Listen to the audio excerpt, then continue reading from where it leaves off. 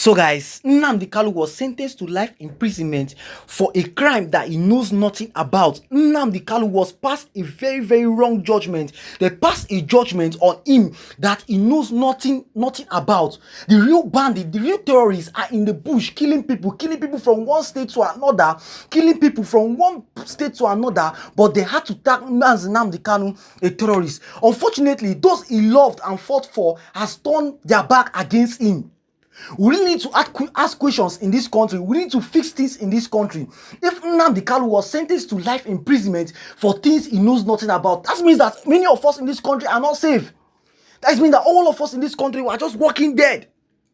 Why will a man like that, why will a man sent by God to save us in this country be sentenced to life imprisonment for speaking the truth? Why? Why would that happen in this country? Why will a man that came to stop the killing, killings, be sentenced to life imprisonment? Why? We need to ask ourselves questions. Why? What is really happening in this country?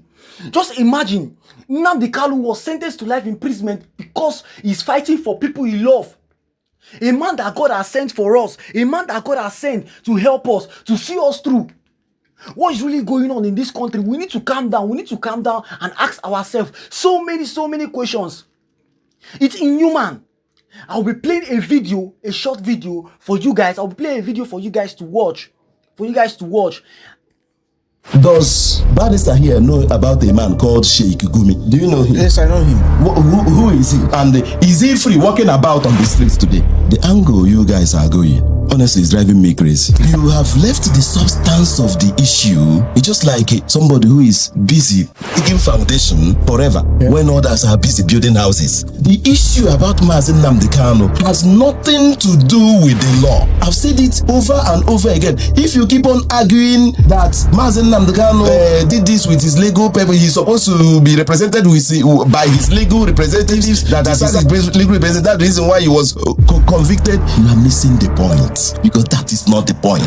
Nnamdi Kanu was convicted and is in this position because he is an Igbo man. Full final stop. You mentioned NSAS. Do you know that there is a report on NSAS by the local state government? Do you know that? Do you know that there is a commission on NSAS? Can you point out where on NSAS Nnamdi Kanu was convicted, or it was mentioned that it had anything to do with terrorism? None. If he was not mentioned as somebody who caused it based on the evidence that the court is rendering, and then the court is using it to convict him for terrorism, don't you see that there is a fault there? It is on record as well. I saw it. The television broadcasted it. A Fulani herdsman was out and said it expressly there.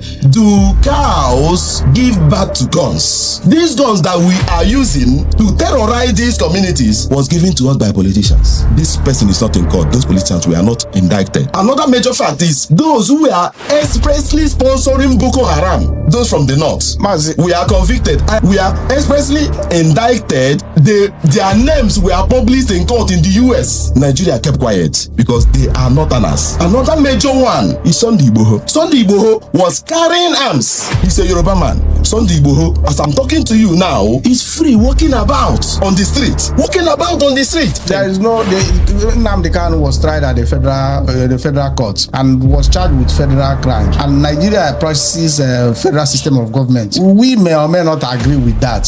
Under the federal system, Nigeria is one. Wherever they will decide to send him to serve his prison term, is within the law. Even though it deviates from the family rules or the medical rules. No, there is no rule which says that if you are sent to prison, you have to stay close to your family. You see this Nnamdi Kanu matter, I dey very surprised. You know, when people they come out, they can't talk certain kind of talk we no follow. One of those talk they say, it did not show remorse. Show remorse for waiting. Out of all the allegations where they put for your head, now talk. You said this, you said that. You said this, you said that. The one they made me laugh past, they say carry sophisticated equipment. Not sophisticated weapon, no. Sophisticated broadcast equipment enter Nigeria. He said,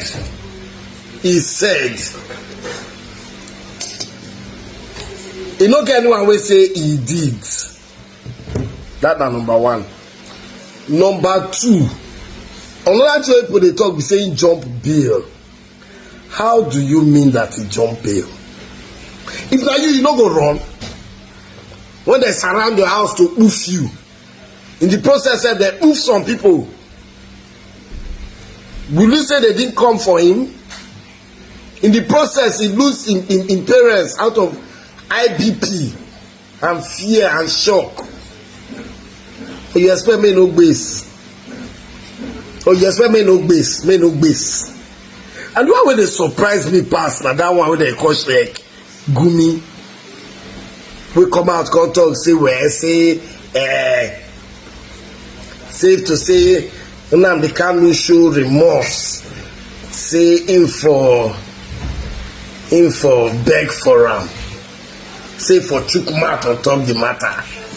And I begin to wonder, which kind of country we dey inside? What kind of country? How can that man be enjoying life and even be bragging? And do Nnamdi Kanu still dey jete? How?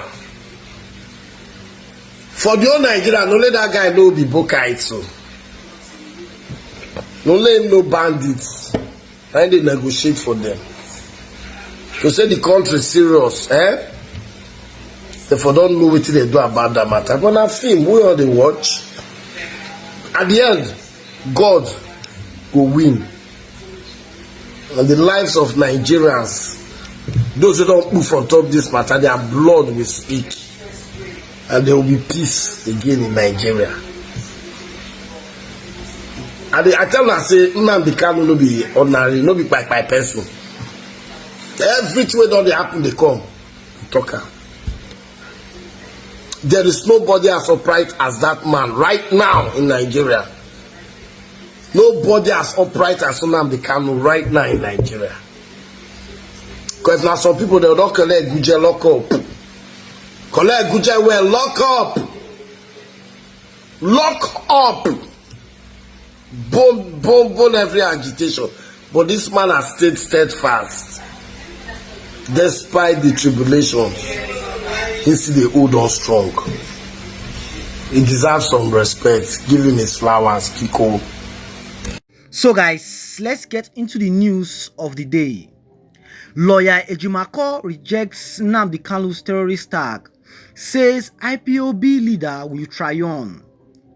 Ejimakor stated that Kanu could not be called a terrorist simply because the court said so. The special counsel to Nnamdi Kanu, Aloy Ejimakor, has rejected tagging the indigenous people of Biafra, IPOB, leader as a terrorist. In a tense post on X, Ejimakor stated that Kanu could not be called a terrorist simply because the court said so, while commencing Honorable Bello Erufai for condemning the crude and unusual penalty slammed on Nnamdi Kanu. Let it be clear that Nnamdi Kanu is not a terrorist simply because the court labeled him as one. Mandela was also labeled a terrorist, but he triumphed. Nnamdi Kanu shall also triumph, he wrote. Earlier, Sahara reporters reported that Mohammed Bello Erufai, member representing Kaduna North Federal Constituency, described what he described as unequal justice in the handling of high-profile security case in Nigeria.